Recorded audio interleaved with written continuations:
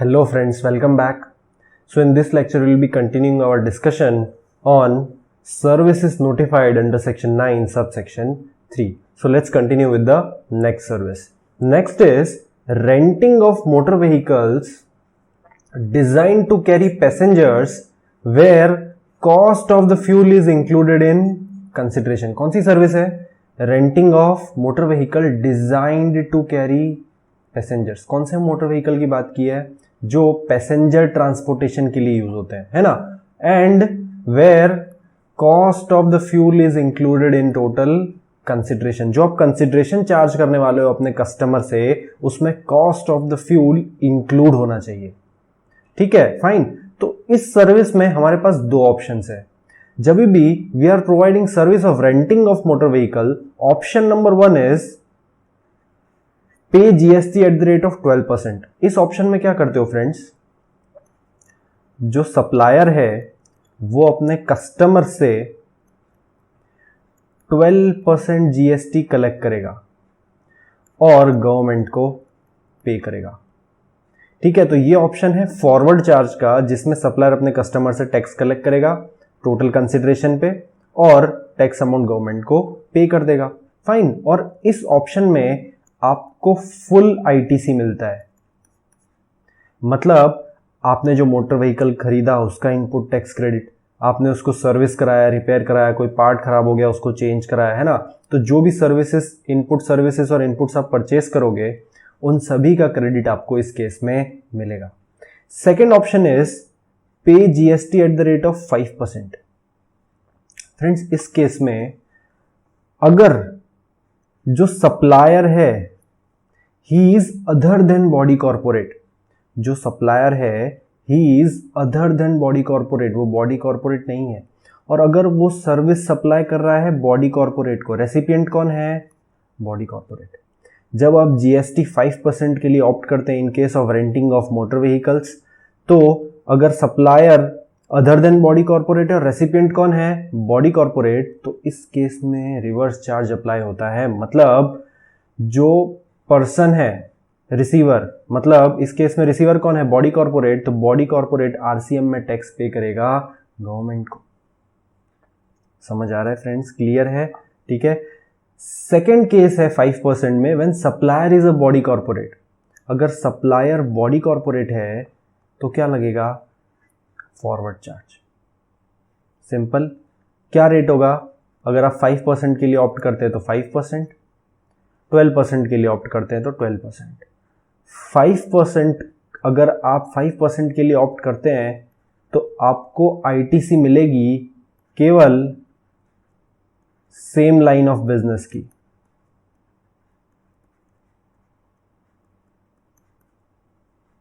मतलब मान लीजिए मिस्टर ए सप्लायर है, मिस्टर ए ने मिस्टर बी को मोटर व्हीकल रेंट किया, लेकिन वो मोटर व्हीकल मिस्टर ए के पास नहीं था.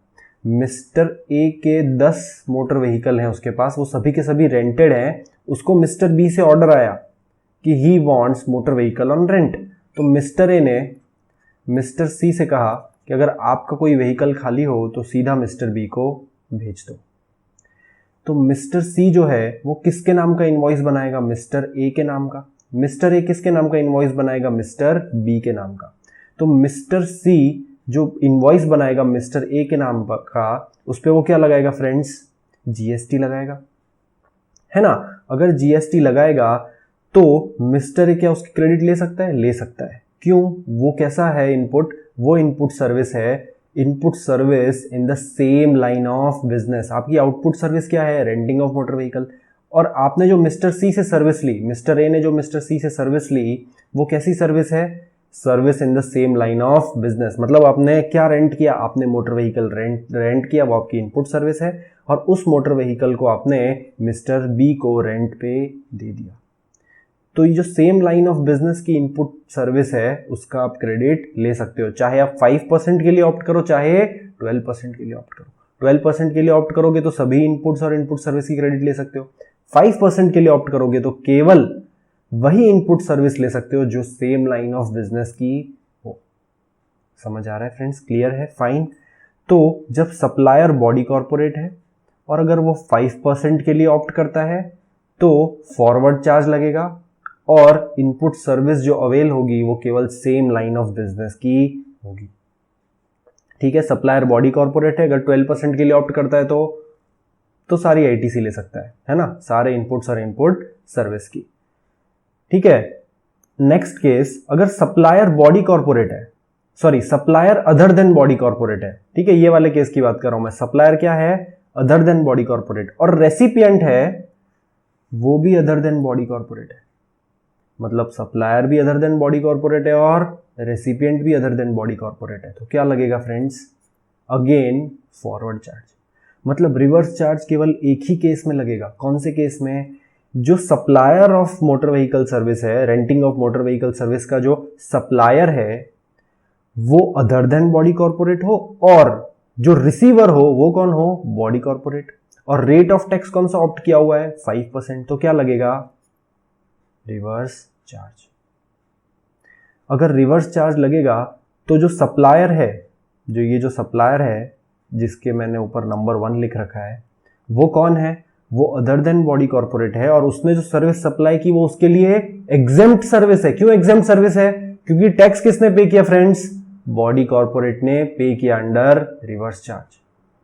तो क्या इस सप्लायर को, जो कि supplier other than body corporate है, क्या उसको इनपुट टैक्स क्रेडिट मिलेगी in the same line of business? Same line of business की भी इनपुट टैक्स क्रेडिट नहीं मिलेगी। क्यों नहीं मिलेगी? इसीलिए नहीं मिलेगी क्योंकि उसके लिए वो एग्जेम्प्ट सर्विस है। टैक्स तो कौन पे कर रहा है? बॉडी कॉर्पोरेट पे कर रहा है अंडर रिवर्स चार्ज मैकेनिज्म। और जब भी आप एग्जेम्प्ट सप्लाई करते हैं तो एग्जेम्प्ट सप्लाई से रिलेटेड इनपुट सर्विस या इनपुट्स की क्रेडिट आपको नहीं मिलती है। ठीक है फ्रेंड्स, क्लियर है? ये हम लोग पहले सीख चुके हैं कि एग्जेम्प्ट सप्लाई से related input and input service की आपको क्रेडिट नहीं मिलती है। फाइन। और जो बॉडी कॉर्पोरेट ने अंडर आरसीएम टैक्स पे किया, क्या उसकी क्रेडिट उसको मिलेगी? बॉडी कॉर्पोरेट को नहीं मिलेगी, क्योंकि रेंटिंग ऑफ मोटर व्हीकल्स की credit under section 17 subsection 5 blocked credit में अलाउड नहीं है। यानी ये क्रेडिट कैसी है? ब्लॉक्ड। समझ आ रहा है फ्रेंड्स? तो आरसीएम केवल एक केस में, when supplier is opting 5% rate, और सप्लायर कौन है? Other than body corporate. Recipient कौन है? Body corporate.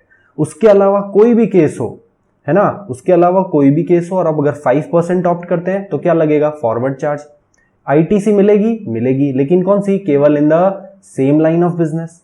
अगर आप 12% के लिए ऑप्ट करते हैं तो 12% में आईटीसी मिलेगी। हाँ, सभी इनपुट एंड इनपुट सर्विस की आप आईटीसी ले सकते हैं। समझ आ रहा है फ्रेंड्स? क्लियर है? फाइन। इसके अलावा एक और केस है जिसमें रिवर्स चार्ज अप्लाई होता है, that is transfer of development rights और फ्लोर स्पेस इंडेक्स और long term lease of land. Friends, ये जो दो कैटेगरीज है, इन दोनों कैटेगरीज को हम कवर करेंगे आपके नेक्स्ट चैप्टर के साथ, which is exemptions under GST, and that is your last chapter. ठीक है, तो आज के सेशन के लिए इतना ही। See you in the next session.